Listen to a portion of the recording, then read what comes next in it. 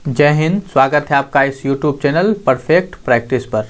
तो आज के इस वीडियो में हम जो है देखेंगे आरआरसी जो आरआरबी ग्रुप डी है उसके साइंस का प्रीवियस ईयर क्वेश्चन का सॉल्व करेंगे और उसका एकदम बेस्ट डिस्कशन करेंगे। तो ये वीडियो आप पूरा जरूर देखिएगा। कम समय में हम इतना ज़्यादा डिस्कशन कर देंगे कि दोबारा यदि इस एरिया से यानी इस टॉपिक से क्वेश्चन आपके सामने आता है तो आप देखते ही उसका आंसर दे दीजिएगा। इसलिए वीडियो को शुरू से लेकर लास्ट तक पूरा जरूर देखिएगा। नए हैं तब तक आपको पूरा देखना है ताकि आपको एक डेमो की तरह देखें और पता लगाएं कि आपको कैसा वीडियो लगा। उसके बाद ही आप लाइक कीजिएगा। यदि चैनल पर नए हैं सब्सक्राइब कर दीजिए। चलिए बढ़ते हैं इस क्वेश्चन पे। इसके पहले आपको बता दें ये हमारा जो ग्रुप डी का है जो ऑनलाइन एग्जाम हुआ था 1/10/2018 में शिफ्ट 3 का यहाँ हम डिस्कशन करेंगे। ये हमारा क्लास नंबर 5 है। इसके पहले हो चुका है। आप प्लेलिस्ट में जाके सारा देख सकते हैं और प्लेलिस्ट का लिंक आपको डिस्क्रिप्शन में मिल जाएगा। चलिए शुरू करते हैं। इसके पहले छोटा सा रिक्वेस्ट, यदि नए हैं तो सब्सक्राइब करके बेल आइकन ऑन कर लीजिएगा। पसंद आने पर ही इसे लाइक कीजिएगा और कमेंट करके हमें बताइएगा कि आपकी क्या सुझाव है। चलिए हम शुरू करते हैं सीधा क्वेश्चन से। और जो क्वेश्चन आपके सामने है, क्वेश्चन क्या कहता है, 25 डिग्री सेल्सियस पर विभिन्न माध्यमों में ध्वनि की चाल के बारे में निम्नलिखित कथन में से कौन सा सही है। तो ये question same to same question इसके पहले वाले सेट में करा चुके हैं। यदि आप नहीं देखे हैं तो उसको जरूर देखिएगा, जिसमें कि आपको बताया गया था। इसमें ये क्या है, ऑक्सीजन गैस में ध्वनि की चाल जो है 316 मीटर पर सेकेंड होती है, जो कि बिल्कुल भी सही है। देखिए ये जो है 25 डिग्री सेल्सियस पे ध्वनि की चाल कितनी होती है आपकी ऑक्सीजन गैस में 316 और आंसू जल में कितनी होती है 1498। ये क्वेश्चन जो है कई बार रिपीट हो चुका है और इसके पहले भी बता चुके हैं। तो इसका दोनों ही कथन क्या है, सही है। तो ऑप्शन हमारा क्या हो जाएगा, ऑप्शन डी हो जाएगा कि 1 और 2 दोनों सही है। चलिए इसको क्वेश्चन को देखते हैं। क्वेश्चन क्या है कि निम्नलिखित में से कौन यह बताता है कि तत्वों के गुण उनके परमाणु संख्या का आवधिक कार्य है। तो परमाणु संख्या के बारे में कौन कहता है, ये आधुनिक के जो आवर्त सारणी है वही बताता है। तो आधुनिक जो आवधिक नियम है, आधुनिक आवर्त सारणी का नियम है, यही कहता है। तो आधुनिक आवर्त सारणी दिया किसने था ये भी जान लेते हैं। इसके पहले जानते हैं कि जो आवर्त सारणी दिया गया था वो किसके द्वारा दिया गया। तो पहले डोबेन राइनर दिए जो कि त्रिक नियम दिया था और इनका ये नियम फेल भी हो गया था। न्यूलैंड्स उसके बाद आए जो कि अष्टक नियम दिए और इसका भी नियम फेल हो गए। मेंडलीफ उसके बाद आए जो कि परमाणु द्रव्यमान का बढ़ते क्रम में तत्वों को सजाया और मेंडलीफ के समय जो तत्वों की संख्या था 63 था। कई बार एग्जाम में पूछे जाते हैं कि कितने तत्व थे मेंडलीफ की आवर्त सारणी में, तो वो कितने थे, 63 थे। और ये उसके बाद जो है मोसले आए जो कि आधुनिक आवर्त सारणी, जिसको कि आप यहाँ देख रहे हैं आवर्त सारणी, यही आवर्त सारणी जो है मोसले के द्वारा दिया गया, जिन्होंने अपनी जो कहा कि जो तत्व का गुण है वो उसकी परमाणु संख्या पर निर्भर करता है। परमाणु संख्या का गुण, जो तत्वों का जो गुणधर्म है परमाणु संख्या के आवर्त फलन होते हैं, ये मोसले के द्वारा कहा गया था। इसीलिए जो है मोसले को आधुनिक आवर्त सारणी का जनक कहते हैं। यहाँ आप जो पिक्चर देख रहे हैं ये आधुनिक आवर्त सारणी जिसको आज हम लोग पढ़ते हैं, जिसमें कि आपका क्या है, ये कुल जो है आपका इस तरह से 7 आवर्त है और टोटल जो है आपका 18 जो है क्या है, वर्ग है। तो इस तरह का आधुनिक आवर्त सारणी है। क्वेश्चन जो आपसे पूछा गया था वो कहा गया था कि परमाणु तत्वों के गुण जो है उनके परमाणु संख्या का आवधिक कार्य है। किसने कहा था, आधुनिक आवर्त सारणी, जो कि किसके द्वारा दिया गया था, मोसले के द्वारा। तो उम्मीद करता हूँ आपको समझ में आ गया होगा। चलिए नेक्स्ट बढ़ते हैं। क्वेश्चन जो है हमारे पास नेक्स्ट क्वेश्चन क्या है कि निम्नलिखित में कौन सी घटना पौधों जो है केवल एक जनक द्वारा रोग मुक्त रूप में उगाया जा सकता है। तो कौन सा ऐसा घटना है इसमें कि पौधे को बिना किसी रोग का उसको उगा सकते हैं पौधा को। तो इसको हम कहते हैं क्या, टिश्यू कल्चर के नाम से इसको जाना जाता है, जिसमें कि रोग मुक्त जो है पौधा उगाया जाता है। और टिश्यू कल्चर को ही उत्तक संवर्धन कहा जाता है। क्या कहते हैं, उत्तक संवर्धन। ठीक है, थोड़ा सा इसको समझ ही भी लीजिए। देखिए टिश्यू कल्चर क्या होता है कि जो कृत्रिम विधि से जो है उत्तक या कोशिका का विकास करना ही क्या कहलाता है, टिश्यू कल्चर कहलाता है, उत्तक संवर्धन कहता है। यहाँ पे जो है इस तरह से आप देखते हैं किस तरह से कृत्रिम किया जाता है। तो टिश्यू कल्चर पौधे को क्या करते हैं, रोग मुक्त होने में इसका प्रयोग किया जाता है। ठीक है, नेक्स्ट क्वेश्चन हमारे पास क्या है कि वह वस्तुएं जिनका गंध एसिडिक तथा बेसिक माध्यम में बदल जाता है उसको क्या कहते हैं। तो एसिडिक और बेसिक है ना, जो एसिडिक माध्यम है और बेसिक माध्यम है, यानी कि क्षारीय माध्यम और अम्लीय माध्यम में जो है उसका जो है गंध बदल जाता है, उसको क्या कहते हैं, उसको जो है गंधीय सूचक कहा जाता है। क्या कहते हैं, गंधीय सूचक। और उसी को जो है ओल्फैक्ट ऑल्फैक्टरी संकेतक कहते हैं। ठीक है, क्या ऑल्फैक्टरी संकेतक कहा जाता है। देखिए सूचक जो होता है वो 3 तरह का होता है, एक प्राकृतिक सूचक होता है और दूसरा कृत्रिम सूचक होता है जिसको संश्लेष सूचक भी कहते हैं। एक होता है गंधीय सूचक। तो प्राकृतिक सूचक जो होता है ये क्या होते हैं, ये पौधों में पाए जाते हैं, जैसे कि लिटमस हो गया, लाल पत्ता गोभी हो गया, ये हो गया, ठीक है, या फिर हल्दी हो गया, ये सब क्या है, प्राकृतिक सूचक है। और एक होता है कृत्रिम सूचक। कृत्रिम सूचक में क्या आता है, जो कि एक रासायनिक पदार्थ होता है, जैसे कि मेथिल ऑरेंज हो गया या फिर फिनेप्थिलीन हो गया, ये क्या है आपका, ये आपका कृत्रिम सूचक है।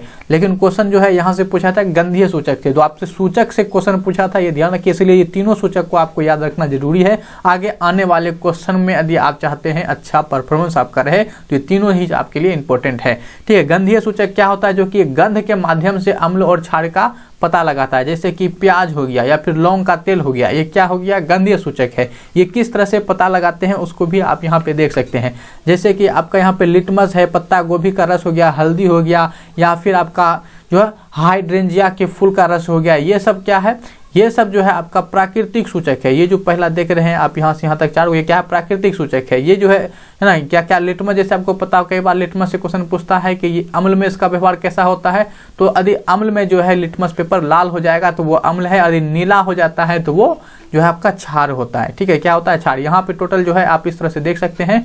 उसी तरह जो क्वेश्चन अभी आपसे पूछा गया था वो पूछा गया था गंधीय से, जैसे कि यहाँ पे जो है आपका ये प्याज, वेनिला और लौंग का तेल, ये क्या है, गंधीय सूचक है, गंध के माध्यम से। जैसे कि प्याज का रस हो गया, जैसे प्याज का एक अपना गंध होता है, तो यदि आप यदि अम्ल में उस प्याज को दिया जाएगा, यदि कोई विलियन है और उसमें प्याज दीजिएगा तो यदि उसमें उससे जो है उस विलियन से यदि तीक्ष्ण गंध आना शुरू कर देता है तो समझ जाइएगा कि वो अम्ल है। विलियन क्या है, अम्ल है। यदि किसी प्रकार का गंध नहीं आता है तब वो क्षारीय होता है। उसी तरह से जो वेनिला है, इस तरह से यहाँ पे देख सकते हैं कि ये अम्ल में समान गंध इसका रहती है, जबकि क्षार माध्यम में जो है, क्षारीय विलियन में जो होता है कोई गंध इसमें नहीं होता है। उसी तरह से जो लौंग का तेल होता है, इसमें भी इसका लौंग का तेल का समान गंध रहता है और क्षारीय माध्यम में किसी प्रकार का गंध उससे आता भी नहीं है। तो ये जो है आप सूचक है जो आपके लिए काफ़ी इंपॉर्टेंट है, इसको जो है आप जरूर याद रखिएगा, क्योंकि यहीं से अभी क्वेश्चन पूछा था, यहीं से आपको आगे भी रणनीति में ध्यान रखना है।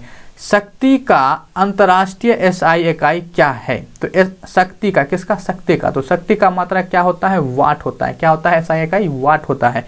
ठीक है, शक्ति के बारे में थोड़ा जान लीजिए।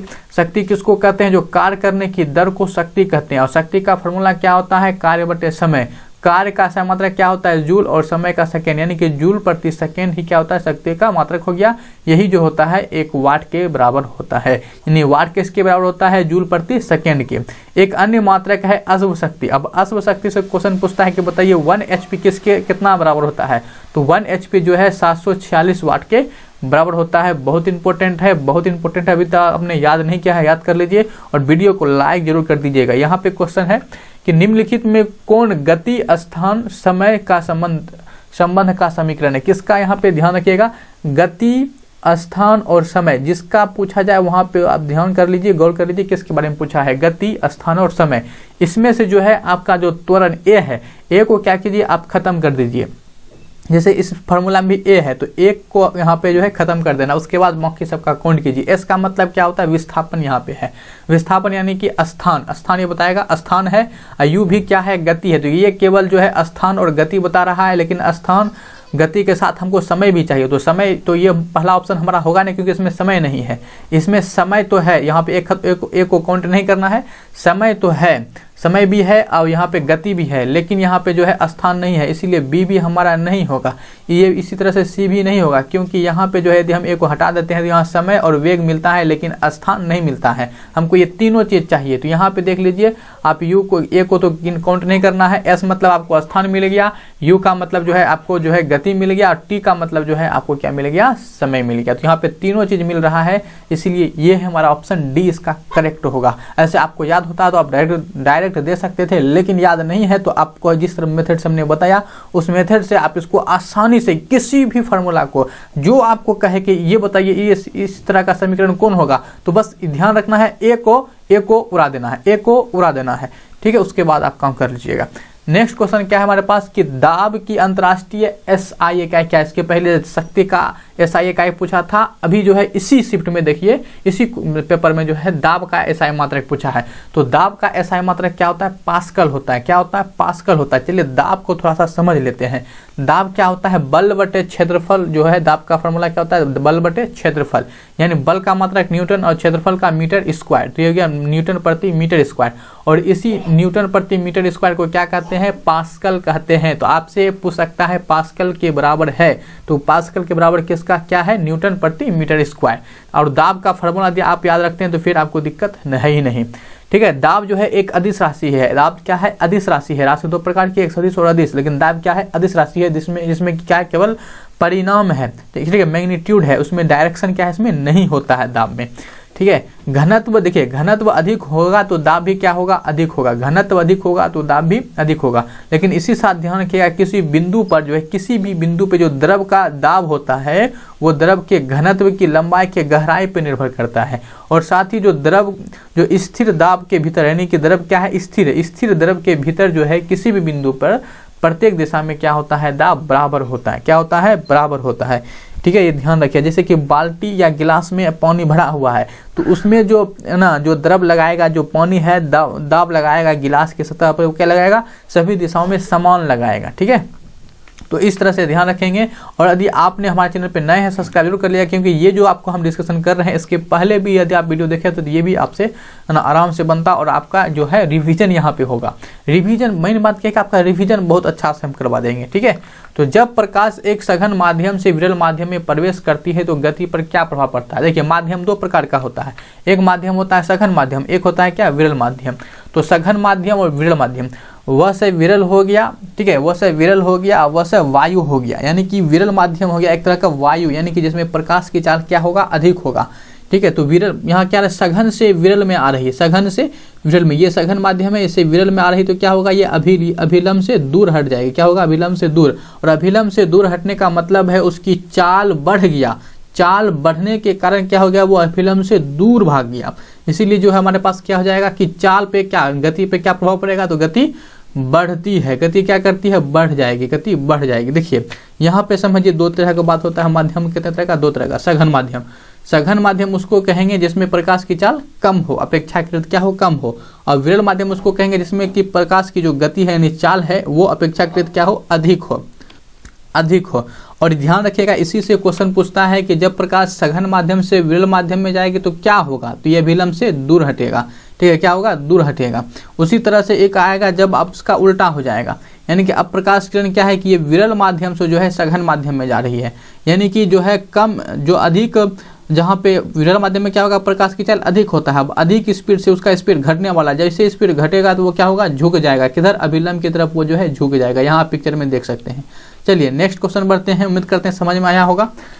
एक डायमंड में प्रत्येक कार्बन परमाणु डैश बंध से बंधे होते हैं। तो एक डायमंड, डायमंड का मतलब क्या होता है? हीरा। तो हीरा में कितने परमाणु से जुड़े होते हैं प्रत्येक कार्बन परमाणु? देखिए हीरा क्या है? कार्बन का अपरूप है, तो कार्बन के बारे में आपको बस बता देना है। तो कार्बन क्या होता है कि 4 अन्य परमाणु से क्या होते हैं? बंधे होते हैं। 4 अन्य परमाणु से क्या होते हैं? बंधे होते हैं। तो ये ऑप्शन हमारा डी हो जाएगा, 4 परमाणु से, जो कि कार्बन का इसमें गुण होगा। चलिए कार्बन को थोड़ा सा समझ लीजिए। कार्बन जिसका संकेत क्या होता है? सी, परमाणु संख्या 6, द्रव्यमान जो है इसका 12 होता है। इलेक्ट्रॉनिक विन्यास की बात करें तो 2 और 5 इसका इलेक्ट्रॉनिक विन्यास होता है। कार्बन एक धातु है और ये विद्युत का जो है ये कुचालक है। सुचालक में विद्युत का क्या है? ये कुचालक है। कार्बन के 3 अपरूप हैं, ग्रेफाइट, हीरा, ग्रेफाइट और फ्लोरीन। हीरा के बारे में ध्यान रखिएगा कि ये कुचालक है, साथ ही जो इसमें चमक आता है, ये जब इस पे प्रकाश पड़ता है तो प्रकाश पड़ने के बाद उसके अंदर जो होता है, हीरा के अंदर जो होता है, प्रकाश का पूर्ण आंतरिक परावर्तन होता है, तभी हीरा चमकता है। यदि हीरा पे प्रकाश नहीं पड़ेगा तो हीरा फिर चमकेगा नहीं। उसी तरह से ग्रेफाइट के बारे में फैक्ट याद रखिएगा कि ग्रेफाइट जो है वो धातु है, लेकिन ये क्या है? विद्युत का सुचालक है, यानी कि एकमात्र जो है सुचालक और धातु यदि आपसे पूछा जाता है तो ग्रेफाइट होगा। फ्लोरीन के बारे में ध्यान रखिएगा कि इससे जो क्वेश्चन पूछे जाते हैं कि ये कार्बन का नए अपरूप कौन है, जब ये पूछा जाता है तो आप बोलेंगे फ्लोरीन है। कौन है? फ्लोरीन। तो चलिए बढ़ते हैं नेक्स्ट क्वेश्चन की तरफ। क्वेश्चन क्या है कि एल्युमिनियम धातु केवल निम्नलिखित द्वारा निष्कासित किया जाता है। तो एल्युमिनियम धातु जो है किसके द्वारा निष्कासित हुए? विद्युत अपघटन के बाद, इसको कि इलेक्ट्रोलीज कहा करते हैं। ठीक है, नेक्स्ट क्वेश्चन बढ़ा जाए। क्वेश्चन हमारे पास क्या है कि कौन सी नोबल गैस नहीं है? नोबल गैस, आपको पता है नोबल गैस कहाँ पे है? यहाँ पे सारा का सारा आप नोबल गैस देख सकते हैं। आवर्त सारणी जो 18 में है कौन है, helium, neon, argon, krypton, xenon और रेडॉन, ये सभी क्या है, नोबल गैस है।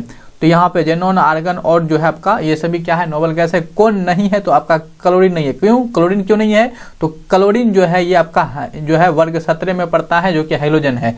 ठीक है, यहाँ पे आप जरा आवर्त सारणी में इसको समझिए हैलोजन को। ये जो आप देख रहे हैं यहाँ पे ये वर्ग 17 है, क्या है, ये वर्ग 17 है। ठीक है, ये आपका वर्ग जो है 18 है। तो यहाँ वर्ग 17 में जो यहाँ से यहाँ तक आप देख रहे हैं, तो ये आपका पूरा का पूरा क्या है, जो आपका हैलोजन ग्रुप है। क्या है, हैलोजन ग्रुप है। ठीक है, ये आपका क्या है, हैलोजन ग्रुप है। फ्लोरीन, क्लोरीन, ब्रोमीन, आयोडीन और एस्टेटाइन, ये सभी क्या है, हैलोजन है। ठीक है ना। तो बढ़ते हैं नेक्स्ट, इसके बाद भी जो है आपको बताएंगे क्लोरीन के बारे में। देखिए क्वेश्चन क्या है कि अमीबा, पैरामीशियम और बैक्टीरिया डैश द्वारा बनते हैं। तो अमीबा और बैक्टीरिया, पैरामीशियम किसके द्वारा बनते हैं, तो ये जो है आपका विखंडन के द्वारा बनता है। तो चाहे वो बाइनरी विखंडन हो या बडिंग हो, बडिंग के द्वारा भी हो जाता है, तो बहुखंडन के द्वारा हो या सभी, तो ये क्या हो जाएगा, ऑप्शन के हिसाब से सभी हो जाएगा। ठीक है, क्योंकि इसमें सारे गुण जो है सभी के द्वारा ये बन जाता है, सभी के द्वारा इसका विखंडन हो जाता है, किसी भी माध्यम से ये बन सकता है। थोड़ा सा इसको पिक्चर से समझते हैं।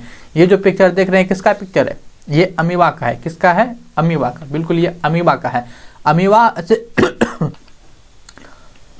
अमीबा से जो क्वेश्चन पूछता है, वो अमीबा से क्वेश्चन क्या पूछता है कि जो आपका अमीबा है वो किस माध्यम से जो है भोजन को करते हैं। तो ये जो है जो आपका बोलते हैं, तो अमीबा जो है कूटपात के माध्यम से क्या करता है, भोजन को पकड़ता है। ठीक है, यहाँ पे आप पिक्चर बताइए किस क्या है, ये पिक्चर जो है किसका है, ये पैरामीशियम का है। किसका है, पैरामीशियम का है। तो पैरामीशियम में आपसे ध्यान रखिएगा, ये इसके तरफ जो है आपका ये रेसा रेसा चारों तरफ जो रेसा रेसा निकला हुआ है, इसको बोलते हैं सीलिया, जिसके द्वारा ये क्या करता है, गति।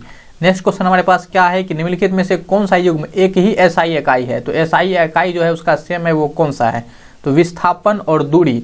ठीक है, देखिए इसमें कार्य क्या है, कार्य का समात्रक क्या होता है, जूल होता है। उसी तरह से ऊर्जा का समात्रक क्या होता है, जूल होता है। तो दोनों का समात्रक क्या होता है, जूल होता है। तो ऑप्शन हमारा क्या हो जाएगा, सी। नेक्स्ट क्वेश्चन हमारे पास है यहाँ पे अच्छा बताइए ये क्या है, न्यूमेरिकल है, न्यूमेरिकल नहीं है। जस्ट इसके पहले जो क्वेश्चन मतलब सेट बताए थे उसमें भी आपको इस तरह का क्वेश्चन मिलता है, और लगभग हर सेट में इस तरह का क्वेश्चन मिल रहा है। अभी तक जितना काम लगभग मिल रहा है, और आपको हम बता भी जा रहे हैं ये है क्या। ये दरअसल क्या है कि आपके ये एसआई मात्रक ये पूछा है, क्या पूछा है, एसआई मात्रक। क्योंकि इसमें कैलकुलेशन नहीं करना, क्योंकि आप ऑप्शन पर पहले गौर कीजिए, 15 15 15 सभी पे क्या है, 15 15 है, यानी कि कैलकुलेशन करना है ही नहीं। हमको जो है मात्रक बताना है। मात्रक किसका, तो यहाँ वस्तु का द्रव्यमान ज्ञात कीजिए। द्रव्यमान का तो क्या होता है, किलोग्राम, तो ऑप्शन सी हो जाएगा सिंपल इसका।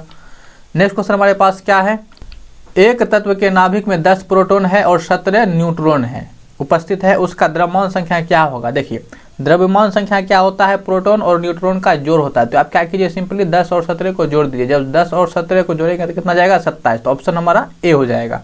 नेक्स्ट क्वेश्चन हमारे पास क्या है, और इस देखिए ये क्वेश्चन क्या है, कथन के रूप में दिया है, और इस तरह का क्वेश्चन जो है इसके पहले भी मिल चुका है, और आपको आने वाले समय में भी मिलेगा। इसलिए आपको इस तरह का माइंड सेट भी पहले से ही करके रखना है। निम्नलिखित में से कौन सा कथन सही या फिर गलत नहीं है, यहाँ ध्यान रखिए क्या है, नहीं है, गलत सही या गलत नहीं है। क्वेश्चन क्या है, कथन पे हमको देना है आंसर। एक अम्ल जो पूरी तरह से आयनों में आयनित हो जाता है वह H आयनों का बड़ी मात्रा में उत्पादित करता है, जो कि बिल्कुल ही क्या है, सही है। ठीक है, अम्ल यदि आयन में घुल जाता है, आयनित हो जाता है, तो इसका मतलब है कि वो अधिक आयन दे रहा है। जो जितना H हाइड्रोजन आयन कर रहा है वो उतना ही ज्यादा क्या हो रहा है, आयनित हो रहा है। ठीक है, तो पहला कथन हमारा क्या है, सही है। दूसरा कथन क्या है कि एक अम्ल जो आंशिक रूप से जल में आयनित हो जाता है वह H आयनों की कम मात्रा में उत्पादित करता है। तो बिल्कुल दूसरा भी क्या है, सही है। यदि अधिक आयनित है तो इसका मतलब है अधिक हाइड्रोजन आयन को वो उत्पादित कर रहा है। यदि कम आंशिक रूप से घुल रहा है तो वो कम ही ना करेगा। तो दोनों ही कथन क्या है, सही है। हमारे पास कथन क्या है कि यहाँ पे 1 और 2 दोनों सही है, तो 1 और 2 दोनों सही, ऑप्शन हमारा यही इसका सही हो जाएगा। नेक्स्ट क्वेश्चन बढ़ते हैं। गति करती हुई एक कार विपरीत दिशा से आती हुई हवा का सामना करती है, कार पर हवा द्वारा किया गया कार्य डैश होगा। तो कार के द्वारा जो है, जो कार किसके द्वारा, कार पर जो है हवा द्वारा किया गया कार्य, किसके द्वारा, कार पर हवा के द्वारा। तो हवा क्या रही, विपरीत दिशा से आ रही है, लेकिन देखिए कार तो इधर से जा रही है।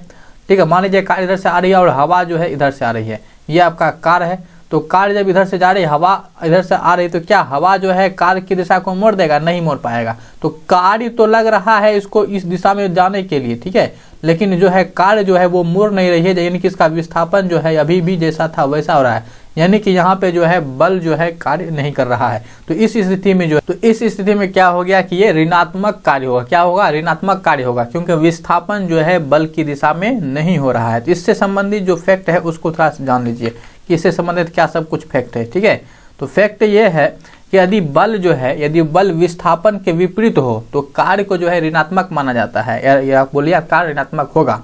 और बल यदि विस्थापन के समांतर, यानी कि जिस दिशा में विस्थापन हो रहा है उसी दिशा में आपका बल भी लग रहा है, तो उस कार्य को धनात्मक होगा, तब कार्य क्या होगा? धनात्मक होगा। लेकिन बल और विस्थापन यदि लंबवत हो तो कार्य फिर शून्य होगा। क्या होगा? शून्य होगा। तो ये 3 फैक्ट आप ध्यान रखिएगा, इस 3 फैक्ट से ही ये क्वेश्चन बना है, और आने वाले समय में यदि क्वेश्चन बनता है तो इसी 3 में से कोई एक होगा। ठीक है, क्वेश्चन क्या है कि हैलोजन में डैश होता है। तो हैलोजन हमने बताया, नहीं पिछले क्वेश्चन बताया था, हैलोजन जो बोलते हैं वर्ग क्षत्रिय को बोलते हैं। तो इसमें क्या होता है यही जानना है। चलिए पहले थोड़ा सा आवर्त सारणी को समझते हैं। यहाँ पे आपको क्या बोले कि ये जो है आपका वर्ग क्षत्रिय, ये हैलोजन होता है जिसमें फ्लोरीन, क्लोरीन, ब्रोमीन, आयोडीन और एस्टेटाइन, ये आपका ये सब इसमें तत्व आते हैं। ठीक है, इसको जो है आप ध्यान रखिएगा। यहाँ पे ध्यान ये रखना है कि इसमें जो है हैलोजन क्या होते हैं? वर्ग क्षत्रिय आते हैं, जिसमें ये सभी आते हैं। आप आवर्त सारणी में आपको दिखाए ही। तो फ्लोरीन जिसका संकेत F है, परमाणु संख्या 9, इसमें क्या होता है कि आपका ये सबसे अधिक विद्युत ऋणात्मक तत्व है। इसके बारे में नहीं, फ्लोरीन के बारे में आपको फैक्ट याद रखना है कि सबसे अधिक विद्युत ऋणात्मक यानी कि इलेक्ट्रोनेगेटिविटी एलिमेंट है। उसी तरह से जो क्लोरीन है जिसका परमाणु संख्या 17 होता है, इसकी ये जो है इलेक्ट्रोबंधुता इसका अधिक होता है। ब्रोमीन जो कि 35 इसकी परमाणु संख्या होता है, ये एकमात्र द्रव धातु है। और जो आयोडीन है जिसकी परमाणु संख्या 53 है, ये जो है एकमात्र चमकीला धातु है। यदि आपसे पूछा जाता है कि कौन सी धातु और चमकीला है, तो आप बोलेंगे आप आयोडीन, और इसके ऊपर क्वेश्चन भी आ चुका है, पहले भी बता चुके हैं। और उसी तरह से एस्टेटिन जो है ये सबसे भारी धातु है, यानी कि यदि आपसे सबसे भारी धातु पूछता है तो एस्टेटिन होगा, जो कि इसकी परमाणु संख्या कितना है? 85 है। ठीक है, ये ध्यान रखिएगा। नेक्स्ट क्वेश्चन बढ़ते हैं कि जैसे दूसरा पद पहले पद से संबंधित है, समान रूप से तीसरे पद से उसी तरह से चुनिए। देखिए रीजनिंग की तरह जो है इस साइंस की क्वेश्चन को बना दिया गया है। तो काफी जो है ये कहा क्या रहा है, जैसे चुंबकीय क्षेत्र है ऑस्टेड दे रखा है, तो यानी कि चुंबकीय क्षेत्र का जो मात्रक होता है वो ऑस्टेड होता है। तो उसी तरह से बताइए कि शक्ति का मात्रक क्या होता है। तो शक्ति का मात्रक क्या होता है? वाट होता है। क्या? वाट होता है।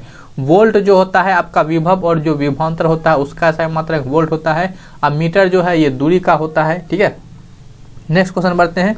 क्वेश्चन क्या है?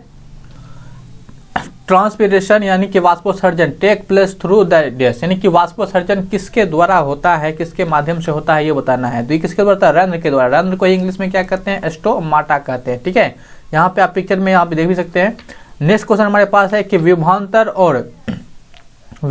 और विद्युत धारा के बीच संबंध की खोज किसने किया था? तो ये ओम किए थे। किसने किया था? ओम का नियम क्या होता है? V बराबर IR। ठीक है, V बराबर IR होता है। आप जो है ना याद रखने के लिए जो है इसको सिंपल याद रखेंगे। ओम का नियम मतलब ओम बोलते हैं ना, बहुत है ना, क्या है? वीर होता है, बोलने से ना आदमी वीर बनता है। तो वीर का नियम, ओम का नियम मतलब वीर का नियम। ठीक है, तो ये इस तरह से आप याद रखने के लिए रख सकते हैं, कन्फ्यूजन नहीं होगा। साथ ही साथ जो है ओम का नियम कहता है क्या है, इसको एक बार समझ लीजिए। ओम का नियम क्या कहता है कि किसी विद्युत परिपथ में जो धातु के तार के 2 सिरों के बीच का जो विभवांतर होगा, उसमें प्रवाहित होने वाले धारा के वो क्या होता है? समानुपाती होता है, परंतु तार का जो तापमान है वो समान रहना चाहिए। यानी कि R यहाँ पे जो है आपका, यहाँ पे R जो है वो कांस्टेंट होना चाहिए। यहाँ R नहीं होगा यहाँ, ठीक है। R यहाँ पे क्या? V समानुपाती I होगा। ठीक है, V समानुपाती R यहाँ पे जिसको कि प्रतिरोध बोलते हैं, ये नियत होना चाहिए। ये क्या? नियत होना चाहिए। तो कई बार पूछता है कि ओम के नियम में किसका मान अचर होता है, तो वो प्रतिरोध यानी कि ताप का होता है। ठीक है, नेक्स्ट क्वेश्चन बढ़ते हैं। यहाँ पे जो है ओम के नियम का आप ग्राफ देख सकते हैं। ये ग्राफ दर्शाता है कि जो धारा यदि बढ़ता है, ठीक है, तो विभवांतर भी बढ़ेगा। तो विभवांतर बढ़ेगा तो धारा भी बढ़ेगा। ठीक है, ये समानुपाती का रिलेशन दर्शाता है। नेक्स्ट क्वेश्चन क्या है? निम्नलिखित में से कौन सा ऊतक मुख्य रूप से मृत कोशिका से बना होता है? तो मृत कोशिका से कौन सा ऊतक बना है यहाँ पे? तो ऑप्शन के हिसाब से हमारा क्या हो जाएगा? जाइलम ऊतक जो है ये मृत कोशिका से बने होते हैं। और जाइलम का काम क्या होता है? जो जल का परिवहन करना, पौधे में जो जल का परिवहन होता है वो जाइलम ऊतक के द्वारा ही होता है। चाल देश की अंतर्राष्ट्रीय इकाई है। तो चाल की जो एसआई मात्रक होता है वो क्या होता है। देखिए एसआई मात्रक से कई सारे क्वेश्चन पूछे और सारा क्वेश्चन जो है कोई डिफिकल्ट नहीं है, कोई हार्ड वाला एसआई मात्रक हमको अभी तक नहीं मिला है, सिंपली मिला है उसको आप इसीलिए ध्यान रखिए हमको किस लेवल में पढ़ना है। ऐसा नहीं कि पढ़ना क्या है एकदम है ना, पढ़ना है पत्थर और पढ़ लीजिए पूरा पहाड़, ठीक है। चाल के एसआई मात्रक क्या होता है, ये मीटर पर सेकेंड होता है। क्या होता है, मीटर पर सेकेंड होता है, ध्यान रखिएगा। क्वेश्चन क्या है, देश तंत्र तरल पदार्थों को एक स्थान से दूसरे स्थान पर संचरण करती है। कौन सा वो तंत्र है जिसके माध्यम से तरल पदार्थ का स्थानांतरण किया जाता है। तो उस तंत्र संबंधित को क्या बोलते हैं, संवहनी संबंधित। क्या संवहनी संबंधित है तंत्र है, यही क्या करता है, तरल पदार्थ को एक स्थान से दूसरे स्थान ले जाता है। जैसे कि हमारे शरीर में जो है आपका रक्त हो गया, ये क्या करता है, एक जगह से दूसरे जगह ऑक्सीजन को और कई पदार्थों को लेकर जाता है। तो आज के इस वीडियो में इतना ही रखेंगे। आशा करता हूँ आपको ये वीडियो अच्छा लगा होगा, पसंद आया होगा, आपका रिवीजन अच्छा हुआ होगा, आपने कुछ सीखा भी होगा और आपने कुछ रिवीजन भी किया होगा क्वेश्चन आंसर के साथ साथ। तो यदि आप इस सब को देने के बाद प्रैक्टिस सेट करते हैं तो आपका काफ़ी जो है सेट में काफ़ी कुछ देखने को मिलेगा।